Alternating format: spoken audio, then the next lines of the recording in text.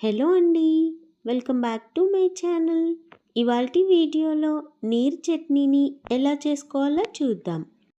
Tiffin centre వాళ్ళు చేసే ఈ నీర్ చట్నీని దోశలోకైనా, ఇడ్లీలోకైనా, వడలోకైనా, ఏ బ్రేక్ఫాస్ట్లోకైనా ఈజీగా చేసేసుకోవచ్చు. రెగ్యులర్గా చేసుకునే అన్ని బ్రేక్ఫాస్ట్లోకి ఈ చట్నీ చాలా బాగుంటుంది. 15 నిమిషాల్లో ఈజీగా ఈ చట్నీని చేసేసుకోవచ్చు.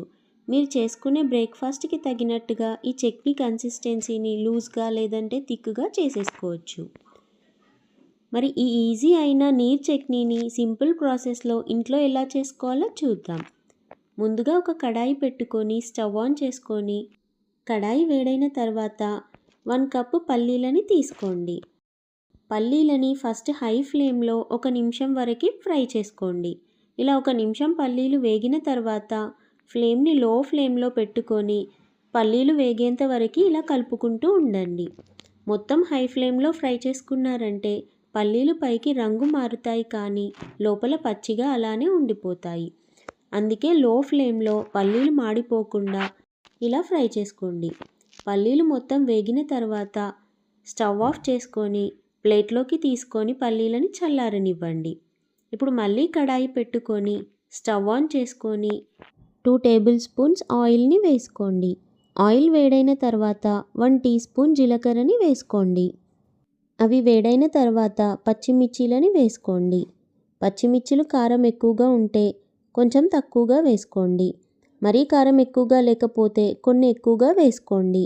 మీ టేస్ట్కి తగినంతగా పచ్చిమిర్చీలని వేసుకోండి. ఇందులో కారపొడిని వేసుకోము. లో ఫ్లేమ్లో పచ్చిమిర్చీలు ఫ్రై అయ్యేంత వరకు ఫ్రై చేసుకోండి. ఇలా పచ్చిమిర్చీలు కూడా కలర్ మారిన తర్వాత ముందుగా మనం వేయించి పెట్టుకున్న పల్లీలన్నిటినీ ఇందులో వేసుకోండి. మొత్తం ఒకసారి బాగా కలుపుకున్న తర్వాత 1 కప్పు పుట్నాలని వేసుకోండి. ఏ కప్పుతో అయితే పల్లీలను తీసుకున్నారో అదే కప్పుతో సేమ్ క్వాంటిటీ పుట్నాలను తీసుకోండి. పుట్నాలని 2 నిమిషాలు లో ఫ్లేమ్లోనే ఫ్రై చేసుకోండి. పుట్నాలని మరీ కలర్ మారేంత వరకు ఫ్రై చేయకండి. ఒక 2 నిమిషాల వరకు అలా ఫ్రై చేసుకున్న తర్వాత పచ్చి కొబ్బరిని వేసుకోండి. ఇందులో పచ్చి కొబ్బరిని మాత్రమే వేసుకుంటాము. కొబ్బరిని 1/2 కప్పు వేసుకోండి. 2 నిమిషాలు లో ఫ్లేమ్లో ఫ్రై చేసుకున్న తర్వాత 7-8 ఎల్లిపాయల్ని వేసుకోండి. కొంచెం చింతపండుని వేసుకోండి. ఇందులో చింతపండుని మరీ ఎక్కువగా వేసుకోకండి. చిన్న అల్లం ముక్కని కూడా వేసుకొని మళ్ళీ ఒక 2 నిమిషాలు లో ఫ్లేమ్లో ఫ్రై చేసుకోండి. స్టవ్ ఆఫ్ చేసుకొని మొత్తం చల్లారిన తర్వాత మిక్సీ జార్లోకి తీసుకోండి. ఇందులో టేస్ట్కి తగినంతగా సాల్ట్ని వేసుకోండి. కొత్తిమీరను కూడా ఇందులో వేసుకోవాలి. గ్రైండ్ చేసినప్పుడు ఇలా కొత్తిమీరని వేసుకుంటే చట్నీ చాలా బాగుంటుంది. ఇలా కొత్తిమీరని వేసుకొని కొన్నిగా వాటర్ని యాడ్ చేసుకుంటూ గ్రైండ్ చేసుకోండి.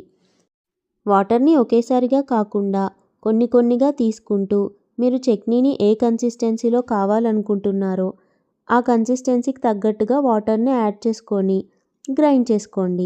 ఇలా చట్నీని గ్రైండ్ చేసుకున్న తర్వాత ఒక గిన్నెలోకి తీసుకొని ఏ జార్లో అయితే చట్నీని గ్రైండ్ చేశారో ఆ జార్లోకి వాటర్ని తీసుకొని ఆ వాటర్ని చట్నీలోకి తీసుకొని మీకు నచ్చిన కన్సిస్టెన్సీలో చట్నీని అడ్జస్ట్ చేసుకోండి. చట్నీని మొత్తం కలుపుకున్న తర్వాత కొంచెం టేస్ట్ చేసి చూడండి. సాల్ట్ తక్కువగా ఉంటే కొంచెం అడ్జస్ట్ చేసుకోండి. ఇప్పుడు చట్నీలోకి పోపును తయారు చేసుకుందాం. మళ్ళీ స్టవ్ ఆన్ చేసుకొని సేమ్ కడాయి పెట్టుకొని ఆయిల్ని వేసుకోండి. 2 టేబుల్ స్పూన్ ఆయిల్ వేసుకొని అది వేడైన తర్వాత 1 టీ స్పూన్ జీలకర్ర, 1 టీ స్పూన్ ఆవాలని వేసుకోండి. అవి వేడైన తర్వాత 2-3 ఎండుమిర్చీలని వేసుకొని ఫ్రై చేసుకోండి. కరివేపాకును కూడా వేసుకొని అవి క్రిస్పీగా అయ్యేంత వరకు ఫ్రై చేసుకోండి.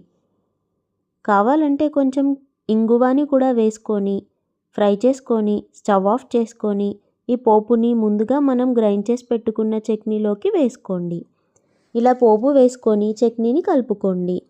దోశలోకైతే చట్నీ కొంచెం తిక్కుగా ఉంటే బాగుంటుంది. ఇడ్లీ, వడ, ఊతప్ప లాంటి వాటిలోకైతే ఇంకా మిగతా బ్రేక్ఫాస్ట్లోకైతే చట్నీ లూజ్గా ఉంటే బాగుంటుంది. చాలా టిఫిన్ సెంటర్స్లో ఇలా లూజ్ కన్సిస్టెన్సీలో ఉన్న చట్నీనే ఇస్తారు. మీకు సేమ్ టేస్ట్ కావాలంటే సేమ్ ఇలా లూజ్ కన్సిస్టెన్సీలో చేసుకోండి. చాలా బాగుంటుంది ఈ చట్నీ. సింపుల్ ప్రాసెస్లో ఈజీగా చేసేయచ్చు. రెగ్యులర్గా చేసుకునే బ్రేక్ఫాస్ట్ అన్నిటిలోకి ఈ చట్నీ యూజ్ అవుతుంది. నెక్స్ట్ టైం టిఫిన్స్లోకి చట్నీ చేసినప్పుడు ఈ ప్రాసెస్లో ఈ చట్నీని చేసి చూడండి. చూశారు కదా, సింపుల్ ప్రాసెస్లో టిఫిన్ సెంటర్ వాళ్ళు చేసే నీర్ చట్నీని. ఈ రెసిపీ మీరు ట్రై చేశాక మీకు నచ్చినట్టయితే నా వీడియోకి లైక్ చేయండి, మీ ఫ్రెండ్స్ అండ్ రిలేటివ్స్కి షేర్ చేయండి, నా ఛానల్ని సబ్స్క్రైబ్ చేయండి. మరికొన్ని వీడియోస్ నోటిఫికేషన్స్ కోసం పక్కనే ఉన్న బెల్ ఐకాన్ని క్లిక్ చేయండి. Thank you for watching.